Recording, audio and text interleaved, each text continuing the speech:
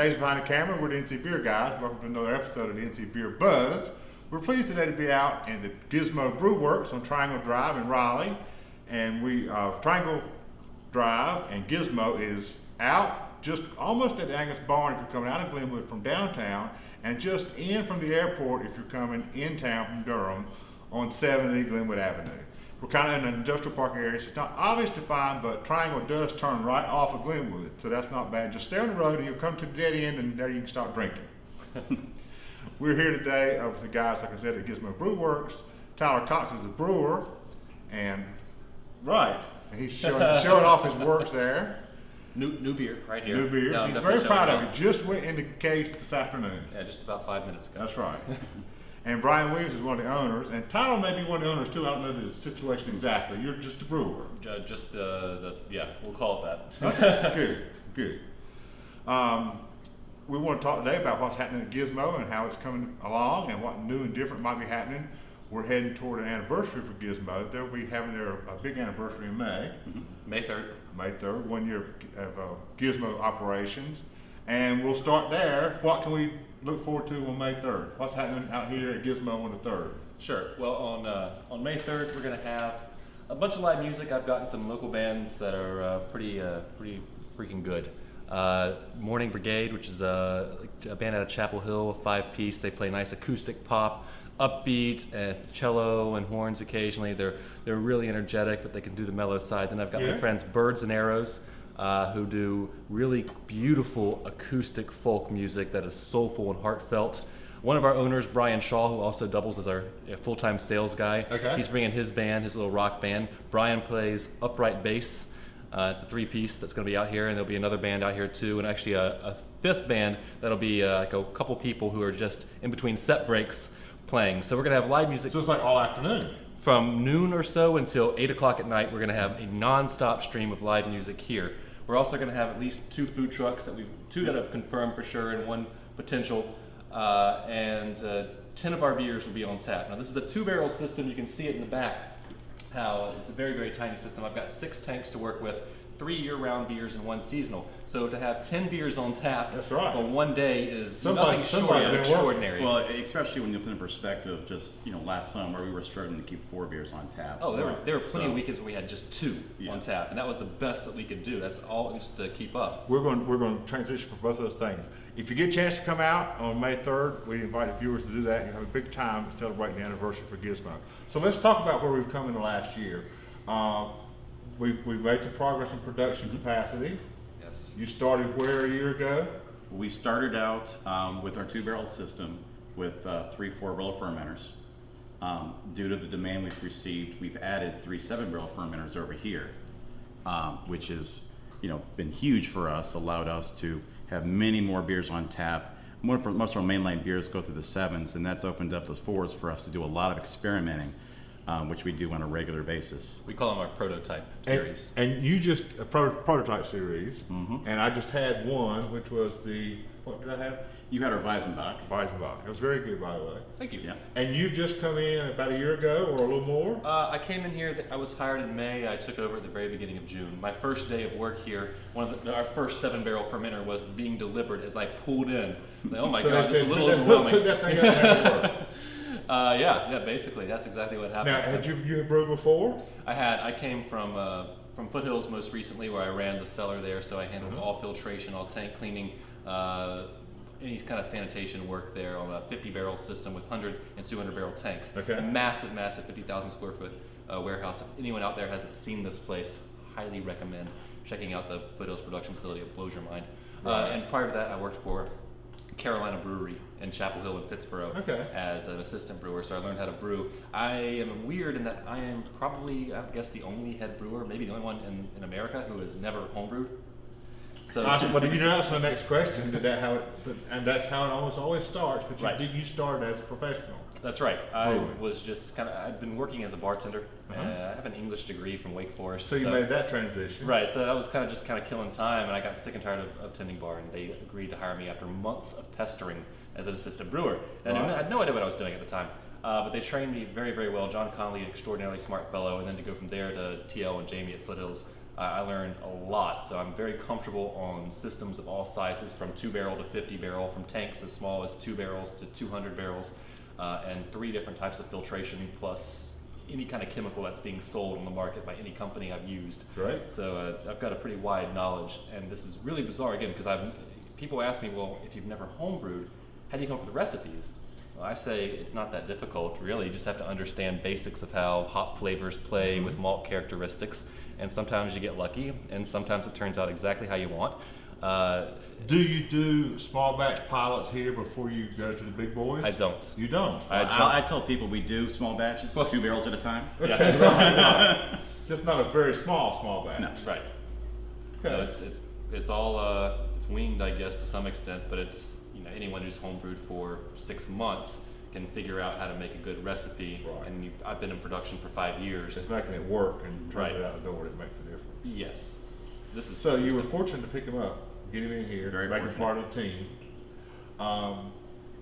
Is there a mission or a philosophy at Gizmo that the viewers should know about? I mean, it's something that makes Gizmo stand out from the others? A lot of our owners are engineering backgrounds, which is where Gizmo came from, and we call ourselves thinkers, tinkers, and inventors.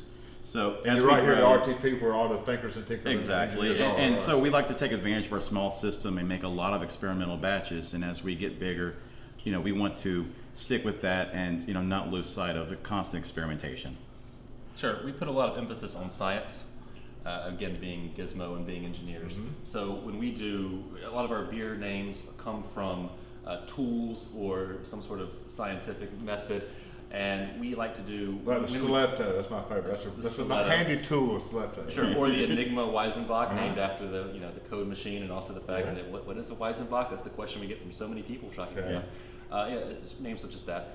And whenever we do some sort of donation thing, which has been more rare these days as we can't keep up with demand. But when we do, we like to do science-oriented programs. We worked with the Museum of Life and Science in Durham to do something for them last summer. We are about to start working in a partnership with NC State University on something I can't talk about right now, but let's just say it's really, really exciting about what we're going to And be you doing guys in the have next done few months. some collaborations, brews or not? We've done our first collaboration brew, I guess it was last week, for Brew. We're doing the official, or we did, the official Brew 2014 beer, and a collaboration with Mystery Brewing and Pony Source out of Durham. And what's that going to be, style-wise? It is a rye Belgian pale ale, Okay. using Mystery House yeast. We only can get it at Boogaloo and at the breweries, or only at Correct. Boogaloo? Yeah, it'll be, most of it, almost all of it will be sold at Brew on April 26th. Okay. And then each of the 3 breweries will get 1 keg or so, Okay, maybe little bit 2, something just special. put on tap. And we'll have that on tap for our anniversary, May 3rd. So if you don't get it at Brew, you can come here the following weekend and pick it up on tap here, or go to Mystery or Pony Source, or wherever Pony Source wants to deliver it. I guess it might be. Boogaloo, for the viewers who don't know, being the Raleigh Downtown Festival, the Shop Local Festival on April 26th. In Raleigh. So we talked about a year ago, you came in and you've done quite a bit of changes in the past year. Where are we going from here next? Well, we don't plan on staying on this 2-barrel system forever. In fact, we've already ordered a new brew house, which will be showing up later in May. And we are really looking forward to that. That's going to allow us to get some bigger tanks in here. And it's going in this space. It'll go right back there. Okay. And we're going to be cranking out a lot of beer in a small amount of space. Sure. It'll be a 7-barrel brew house, significant upgrade from a 2. Right. So when you're a one-man operation, man, that cuts my hours quite a bit. Are you a one-man operation mostly? Yes. You don't get some Well, assistance? Brian runs outside events. We have one No, of our, I mean the brewing. Oh, the brewing. I know everybody pitches in for sales and management. Right. In terms of brewing, yeah, I occasionally have a guy come over here to volunteer, but they just take the physical workload of me. I still have to be here, and every single drop of beer that comes to this brewery Has had your from day touch. one, and from the moment we made it to the moment I kick it off, is done by me. Okay. Yeah. That's great though. Well, it's If you great. can maintain that. Yes, and in a 2-barrel system, it's not sustainable. On a 7-barrel system, it'll be easier. Right. But still- Because you're working yourself to death now, obviously. I mean, Right. Really doing all to keep up with demand and production. Right. Right. That's The right problem to have for you Right. guys. Well, Sure. I guess I'm living the dream. If this is what the dream is. Well, at this size, we can have a lot of fun experimenting. And if you screw up, it's only a 4-barrel batch, and you know what? It's still going to be damn good drinkable beer. Yeah. But it allows us, when you brew more often, you can tweak the beers as you're going to nail them down. Once we expand, we're going to be adding a lot more accounts, and we're really looking forward to cutting his hours to a manageable, maybe a reasonable 60 hours a week. That'd be like a vacation. That's like brewer hours. That's right. Yeah. And other than production, we're also looking at new tap room facilities. Yeah, in the past year, we've really been focusing on how to make more beer. And so as we start to nail that down, we're looking more towards our tap room. Before, like I said, we had struggling to keep 4 beers on tap. Now we've got 6 beers on tap. By our anniversary, we'll have 10 beers on tap, get us somewhere to put them. So we're going to be building out a whole new bar that's going to fit our portfolio. So we can have 10 beers on tap. And so new challenge is going to be keep 10 beers on tap, which that's a fun challenge to have. So and when can people come in and drink on premises here? When's the tap room open? Right now our tap room's open Thursday and Friday at 4 o'clock, Saturday at noon. This summer with the new bar and everything, we're hoping to expand our hours to somewhere 5 or 7 days a week. And people still can come out on the Beltline Brew Tours, I think, too. Beltline Brew Tours comes out once a month. They have a lot of fun getting tours. We give tours every Saturday here, and you can find out those hours on our website. And just to close, we talked about a couple of events that were coming up, your anniversary party being the main one, and we referenced Broogaloo. Right. What kind of other things are coming up in the near future that Gizmo's going to be participating in? Well, we're really excited to be part of the Brewer Olympics at Raleigh Brewing Company on Saturday the 19th of April. That'll be us and 4 other breweries competing in really kind of silly challenges that brewers do. Like lifting kegs and things? Like throwing kegs, not that we ever throw them, we're going to be throwing them there. How quickly can you assemble a little setup? How quickly can you toss tri-clamps into a bucket from a distance? Okay. Carrying malt bags around. So somebody's vision of what the physical labor involved in being a brewery is. Yeah, and we're going to be doing it in front of a crowd of people who are just going to watch us make and total fools of And is it going to be really the ourselves. brewers doing it? Yes, brewers, but because I'm the only brewer here, it's going to be Brian as well, and our other main controlling owner, Matt, and then one of my guys who comes in and helps me out quite a bit, Grant. Okay. So it's going to be an interesting mix from here. And then like I said, that's the 19th, and after that we're going to have a beer dinner on the 24th with the new restaurant in downtown Raleigh. That's part of NC Beer Month, I guess. Yep. Right. All the April events would be. Sure. Probably. So Oro, they're a new they're doing a beer dinner with us on the 24th. And where are they? I don't know that restaurant. It's down there somewhere downtown. I've been there once, but it's been not on Fayetteville Street or Glenwood South or on opposite places. I don't know that restaurant. I'm sorry. Somewhere around Fayetteville Target. Okay. Yeah. I wish I could give you the address. We'll do better than that on the description than we did on the video. That and then we have the Hickory Hops Festival in Hickory that we'll be at because we entered a bunch of beers for competition and hoping to get a couple medals out of that. That's the Carolina Brewing Competition, the CBC, right? Yep, Carolina. Right. Yep. And you had asked about do styles matter? Yeah. Well, they do and they don't.